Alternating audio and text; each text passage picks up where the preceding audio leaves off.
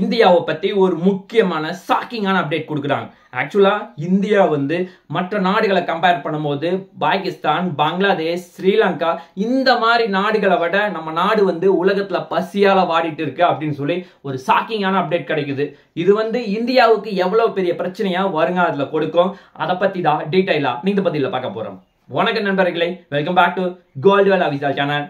First நம்ம பார்க்க போற ஒரு முக்கியமான விஷயம், உலக நாடுகள் மத்தியில அதுவும் IMF எல்லாம் என்ன சொல்றாங்க, இந்தியா வந்து 2025 எண்டுக்குள்ளயோ அல்லது 2026லயோ நம்ம வந்து ஜப்பானை பீட் பண்ணி 4வது முக்கியமான பொருளாதார நாடா மாறுவோம். அதே மாதிரி 2028க்குள்ள ஜெர்மனியை பீட் பண்ணி 3வது முக்கியமான பொருளாதார நாடா மாறுவோம். இந்த மாதிரி பல டேட்டா சொல்லிட்டு இருக்காங்க. அதுவும் பர்டிகுலரா IMF வந்து இன்னொரு டேட்டா கொடுக்குறாங்க. 2015ல இருந்து 2025க்குள்ள இந்தியா வந்து 105% வளர்ச்சி அடைஞ்சிருக்கு. அதுவும் பர்டிகுலரா US, சைனா இவங்களை விட நம்ம பல மடங்கு பெட்டரா முன்னேறி இருக்கோம். அதுவும் 66%, 44% தான் இந்த ரெண்டு நாடு முன்னேறி இருக்கு.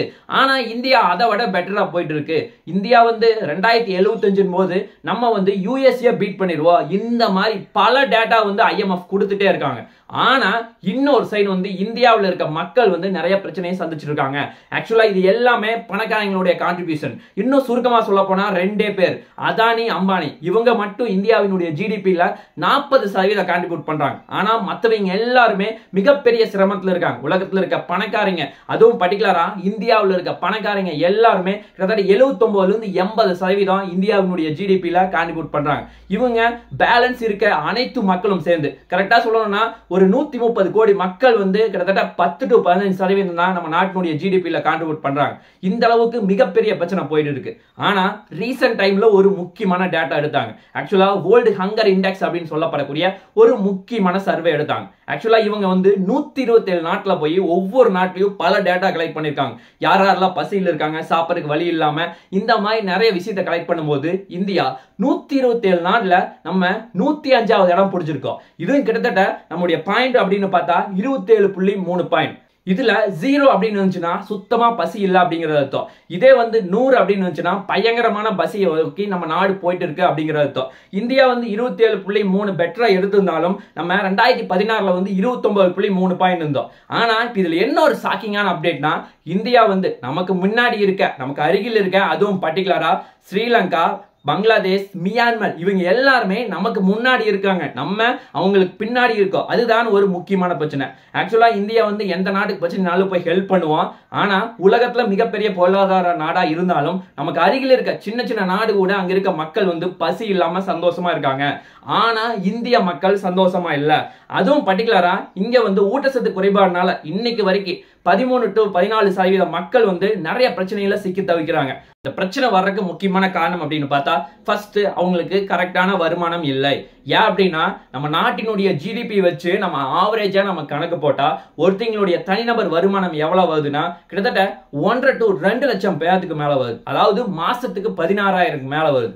ஆனா இங்க இருக்க மக்கள் வந்து கிட்டத்தட்ட 70ல இருந்து 80% மக்கள் 16,000 ஒரு மாசம் வந்து வாங்குறதில்லை. அதுதான் இதுல இருக்க ஒரு முக்கியமான பிரச்சனை.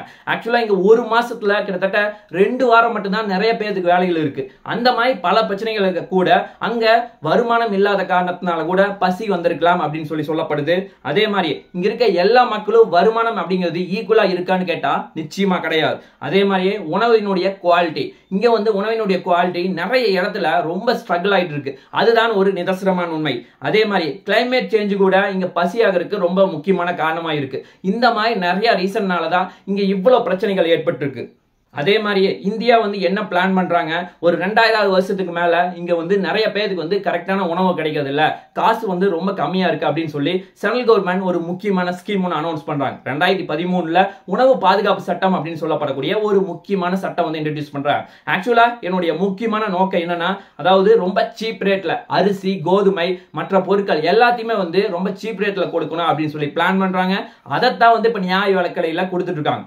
அதே மாதிரியே இதுல இருக்க ஒரு முக்கியமான ஸ்ட்ரிக்டான ரூல்ஸ் என்னன்னா, அரசு ஊழியர்களோ அவர்கள் வந்து கண்டிப்பா வாங்கக்கூடாது, அவங்களுக்கு வந்து இது வந்து தடை செய்யப்படுது அப்படின்னு மாதிரி சொல்றாங்க.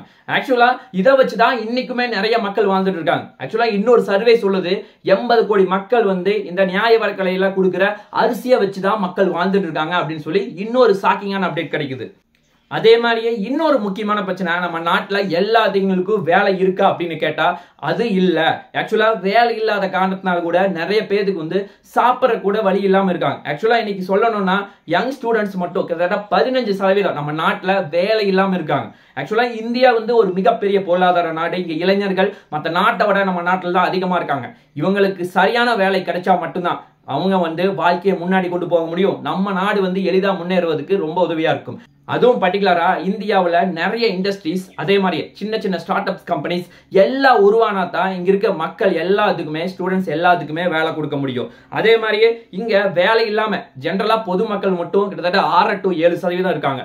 இது ஒரு பிரச்சனை இருக்கு. இந்த மாதிரி தொடர்ந்து வந்து வருஷம் இன்ஜினியரிங் காலேஜோ ஆர்ட்ஸ் காலேஜ்ல இருந்து தொடர்ந்து வந்து எல்லாரும் லட்சக்கணக்கில் இங்க வெளியே வந்துருக்காங்க. ஆனா அவர்களுக்கான ஆப்பர்ச்சுனிட்டி அப்படிங்கிறது ரொம்ப கம்மியா இருக்கு. அதுதான் இதுல இருக்க ஒரு முக்கியமான பிரச்சனை. ஆக்சுவலா இங்க வந்து யங்ஸ்டர்ஸ், புது யங்ஸ்டர்ஸ் வந்து சின்ன சின்ன ஸ்டார்ட் அப் கம்பெனி ஓபன் பண்ணா மட்டும்தான் இங்க இந்த பிரச்சனையை வந்து சால்வ் பண்ண முடியும். ஆக்சுவலா வேலை அப்படிங்கிறது நம்ம வேலையிலேன்னு ஈஸியா சொல்லிடலாம். ஆனா அதுக்கு பின்னாடி பசி அப்படிங்கிற ஒரு பிரச்சனை வந்து கடைசியா வந்து முடியுது. அதுதான் ஒரு நிதர்சனமான உண்மை. ஆக்சுவலா இந்தியாவில் வறுமையை ஒழிக்கணும், பசியை ஒழிக்கணும் அப்படின்னா இங்க வந்து கவர்மெண்ட் வந்து என்னதான் ஸ்ட்ரிக்டான ரூல்ஸ் போட்டாலும் அதை விட இங்க இண்டஸ்ட்ரீஸ் வந்து நிறைய பெருகுனா மட்டும்தான் நம்ம நாடு வந்து டெவலப் ஆக முடியும். அதுதான் ஒரு நிதர்சனமான உண்மை. ஆக்சுவலா இன்னும் சுருக்கமா சொல்ல போனா நம்ம நாடு வந்து உலக நாடுகள் மத்தியில நம்ம வந்து பெரிய லெவல்ல டெவலப் ஆயிட்டு இருக்கு அப்படின்னு சொல்லி நம்ம காட்டிட்டு இருந்தாலும் இங்க உள்ள இருக்க மக்கள் எல்லாருமே டெவலப் ஆகணும். அதுவும் பர்டிகுலரா இன்னொரு முக்கியமான டேட்டா சொல்ல போறேன். இதே வந்து சைனா வந்து வேர்ல்டு ஹங்கர் இண்டெக்ஸ்ல 2024 அவங்க வந்து ஜஸ்ட் 8.9 மார்க் மட்டும் தான் எடுத்திருக்காங்க. அப்போ அவங்க வந்து பசி இல்லாம கூடிய விரைவில் மாறிடுவாங்க. அந்த அளவுக்கு அவங்க ஸ்ட்ரிக்டா வந்து முன்னாடி கொண்டு போயிட்டு இருக்காங்க. அதுதான் ஒரு நிதர்சனமான உண்மை. இந்தியா வந்து அந்த அளவுக்கு மாறணும்னா நம்ம நிறைய எஃபர்ட் போட வேண்டியது இருக்கும். அதே மாதிரி கவர்மெண்ட் ஆகட்டும், மக்களாகட்டும் எல்லாரும் உள்ள இறங்கி வேலை செஞ்சாதான் இந்த பிரச்சனையை கூடிய விரைவில் முடிக்க முடியும். இது எந்த அளவுக்கு போகும் அப்படிங்கிறத நாம் பொறுத்திருந்து தான் பார்க்க வேண்டும். பார்க்கலாம் என்ன நடக்குது என்று சொல்லி. நாளைக்கு இன்னொரு நல்ல ஒரு வீடியோவில் உங்களை நான் சந்திக்கிறேன். நன்றி, வணக்கம், தேங்க்யூ, ஜெய் ஹிந்த்.